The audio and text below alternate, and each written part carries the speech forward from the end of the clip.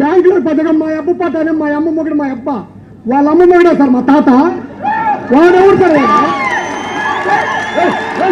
అదే జరుగుతామని ఇప్పుడు చాలా భయంకరమైన పిచ్చి రాజ్యం వచ్చింది. పిచ్చోడి చేతుల్లో రాయి ఉంటే ఏం జరుగుతుంది తమ్ముళ్ళు? మిమ్మల్ని వేస్తాడు, నన్నైనా వేస్తాడు, అతను నా కొట్టుకుంటాడు. ఆ పరిస్థితి మీరు తీసుకురావాలి. ఇప్పుడు దగ్గర పెట్టుకోండి. పట్టాదారు పాస్బుక్ ఇచ్చినారు వాళ్ళు ఏం చేస్తున్నారు అంటే సర్వేకి వచ్చినారు. మొత్తము జగనన్న రాళ్ళు వేసినారు. జగనన్న పేరు వేసేసి సర్వే రాళ్ళు వేసేసినారు. ఇప్పుడేం మీరు చెప్తా ఉన్నారు చూడు చట్టము ఇది ఎట్లా సార్ వాళ్ళు అంటే ఇప్పుడు లాయర్లు స్ట్రైక్ చేస్తూ ఉన్నారు సార్. వాళ్ళు ఏం చెప్తా ఉన్నారంటే లాయర్లు సార్ ఈ రెవెన్యూ చట్టాన్ని ఎంఆర్ఓకును ఇది ఆర్డీఓకి ఇచ్చేసినారు. ఆర్డీఓ కోర్టులో తెలుసుకోవాలనుకుంటా ఉన్నారు. రేపు గవర్నమెంట్ వస్తే వాళ్ళ మనుషులే ఆర్డీఓలు అవుతారు, వాళ్ళ మనుషులే తహసీల్దార్లు అవుతారు సార్. రేపు వాళ్ళు ఎవరు పేరు చెప్తే వాళ్ళ పేరు పైన భూమి అయిపోతుంది సార్. ఇది మీరు చెప్పిన చట్టం నిజం సార్. ఇది కాదు అంటే ఇప్పుడు ఇంకో పని కూడా ఉంది, మీరు గుర్తుపెట్టుకోవాలి. అందరు రైతులంతా గుర్తుపెట్టుకోవాలి. కంప్యూటర్ అంతా కూడా చాలా మంచిది. నేనే నేర్పించా కంప్యూటరైజేషన్ ఉండాలి, ఐటీ ఉండాలని. కానీ ఆ కంప్యూటర్ కానీ దుర్మార్గుల చేతుల్లో ఉంటే ప్రజలెవ్వరికీ రక్షణ లేదు. ఇప్పుడే చెప్పాడు తమ్ముడు, ఇప్పుడు మాట అన్నాడు. రేపు ఎంఆర్ఓకి అధికారం లేదు, ఆర్డీఓకి వస్తుంది, వాళ్ళు మనుషులు పెడతారు. వాళ్ళకు కూడా కాదు, ఆడి నుంచి అప్పీలుకు పోవాలంటే కొత్త వ్యవస్థ తీసుకొచ్చి వాళ్ళు అనుకున్న వ్యక్తుల్ని ప్రైవేట్ వ్యక్తుల్ని పెడతారు. ఇప్పుడు మైనింగ్ ఉంది, ఎవరున్నారో తెలుసా? మన రాష్ట్రంలో ఉండే ఐఏఎస్ ఆఫీసర్ కాదు, డైరెక్టర్ ఎక్కడి నుంచో వచ్చాడు. రేపు గవర్నమెంట్ రాకమనిపై పారిపోవాలని చూస్తున్నాడు. చేసే తప్పులన్నీ చేసి పారిపోవాలని చూస్తున్నాడు. రేపు మీ ఆస్తులన్నీ వేరే వాళ్ళకి రాసేస్తే ఇంకా తమ్ముళ్ళు మీ భవిష్యత్తు ఇంకా అంధకారం. మీ ఇల్లు మీ పేరుతో లేదు, మీ భూమి మీ పేరుతో లేదు, ఇంకేమీ ఉండే పరిస్థితి లేదు. అలాంటి భయంకరమైన చట్టాన్ని ఒకసారి చదవండి, నేను కూడా చదువుతా. తప్పకుండా దీన్ని లాజికల్ గా తీసుకుపోవాల్సిన అవసరం ఉంది.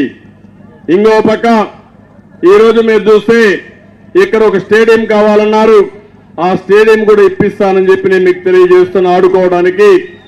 ఇంకో పక్క ఇక్కడ చాలా మంది తెలుగుదేశం పార్టీ వాళ్ళు పనులు చేసి బిల్లులు రాకుండా వాళ్ళతో ఆడుకున్నాడు. వాళ్ళు కూడా చాలా అవస్థపడ్డారు. వారికి కూడా న్యాయం చేస్తానని చెప్పి నేను మీకు తెలియజేస్తున్నా. ఇప్పుడే నేను పక్కనే చూశాను అంగన్వాడీ టీచర్లు. అంగన్వాడీ టీచర్లకు అన్ని హామీలు ఇచ్చాడు, ఇంటింటికి వచ్చి ముద్దులు పెట్టాడు. ఇప్పుడు పిడిగుద్దులు.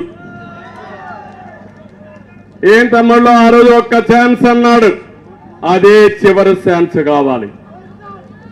ఇప్పుడు వాళ్ళంతా రోడ్డు మీద పడ్డారు, న్యాయమైన కోరికలు అడుగుతున్నారు. నేను దిగాను, వెళ్ళాను, నాకు ఒక మెమరాండం ఇచ్చారు. నేను ఆ రోజు అంగన్వాడీ స్టాఫ్ కు న్యాయం చేసిన పార్టీ తెలుగుదేశం పార్టీ. వాళ్ళ కష్టాలు గుర్తించాను.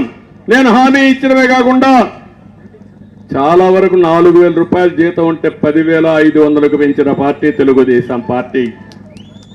మళ్ళీ వారికి అందరికీ హామీ ఇస్తున్నా, మీరు పోరాడేది న్యాయమైన కోరికల కోసం పోరాడుతున్నారు. తప్పకుండా తెలుగుదేశం పార్టీ మీకు అండగా ఉంటాం. రేపు ప్రభుత్వం వస్తుంది, మీ సమస్యల పరిష్కారం చేసే బాధ్యత తెలుగుదేశం పార్టీ తీసుకుంటాం. సమాజంలో ప్రతి ఒక్కరికి న్యాయం జరగాలి, ప్రతి ఒక్క వ్యక్తికి న్యాయం జరగాలి. న్యాయం జరగడమే కాదు, న్యాయం జరిగిందనే విశ్వాసాన్ని కల్పించవలసిన బాధ్యత ప్రభుత్వాన్ని. వ్యక్తి చాకరీ చేయించుకోవడం కాదు, బానిసలుగా చూడడం కాదు, ప్రజల్ని గౌరవంగా చూసే బాధ్యత తీసుకునే బాధ్యత ప్రభుత్వాన్ని. ఈ దుర్మార్గ ప్రభుత్వంలో కడాన వాళ్ళ నాయకులకి కార్యకర్తలు కూడా గౌరవం లేదు తమ్ముళ్ళు. ఆ విషయం మీరు గుర్తుపెట్టుకోవాలి. వాళ్లకు భవిష్యత్తు లేదు, వాళ్లకు గౌరవం లేదు. ఈరోజు రాష్ట్రం మొత్తం నష్టపోయింది. నేను అందుకే మిమ్మల్ని అందరినీ ఒకటే అడుగుతున్నా, ఈ రాష్ట్రాన్ని కాపాడుకోవడానికి, మళ్ళా తెలుగు జాతిని భవిష్యత్తు దారి మళ్లించడానికి ఇంటికొకరు తయారు కావాల్సిన అవసరం ఉంది. సిద్ధంగా ఉన్నారా అని మిమ్మల్ని అడుగుతున్నా. భయపడితే భవిష్యత్తు లేదు. ఇంకో పక్క నేనేదో అది ఇచ్చా ఇది ఇచ్చానంటున్నాడు. ఈ రోజు కూడా చూడండి, వసతి గృహాలకి అంటే ఎవరన్నా చదువుకుంటే వాళ్ళకందరికీ స్కాలర్షిప్లు ఇచ్చేవాళ్ళం. మనం నేరుగా కాలేజీకి ఇచ్చాం, నేరుగా పిల్లలకి ఇచ్చాం. ఈరోజు తల్లుల పేరుతో ఇస్తారని పెద్ద అడ్వర్టైజ్మెంట్ చేసుకుని ఇచ్చేది గోరింత, పబ్లిసిటీ మాత్రం కొండంత.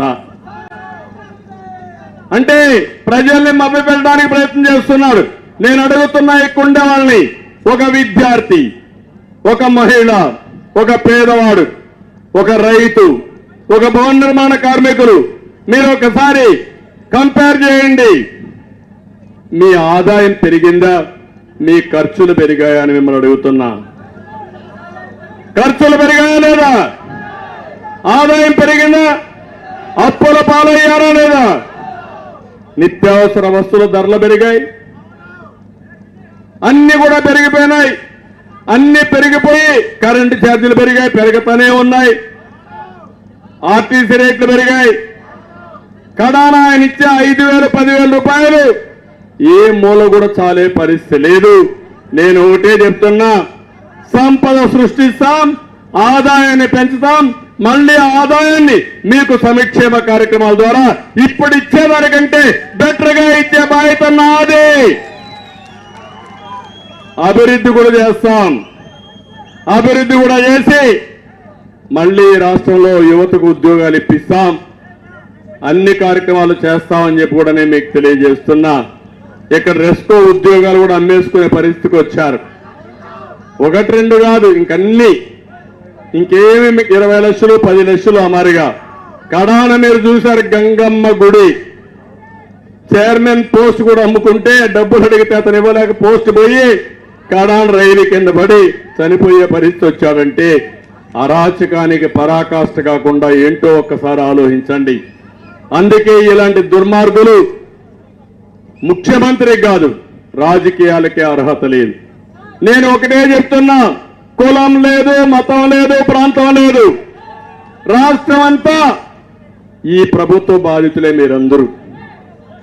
అందుకే ఒకే మాట, ఈ 3 నెలలు 100 రోజులు వైసీపీ పోవాలి, రాష్ట్రం బాగుపడాలి, సమాజాన్ని ముందుకు తీసుకుపోవడం కోసం ప్రతి ఒక్కరూ ముందుకు రావాల్సిందిగా నేను కోరుకుంటూ, మరొక్కసారి ఈ రోజు మీరు చూపించిన అభిమానం, నేను ఒక మెసేజ్ ఇవ్వాలనుకున్నాను.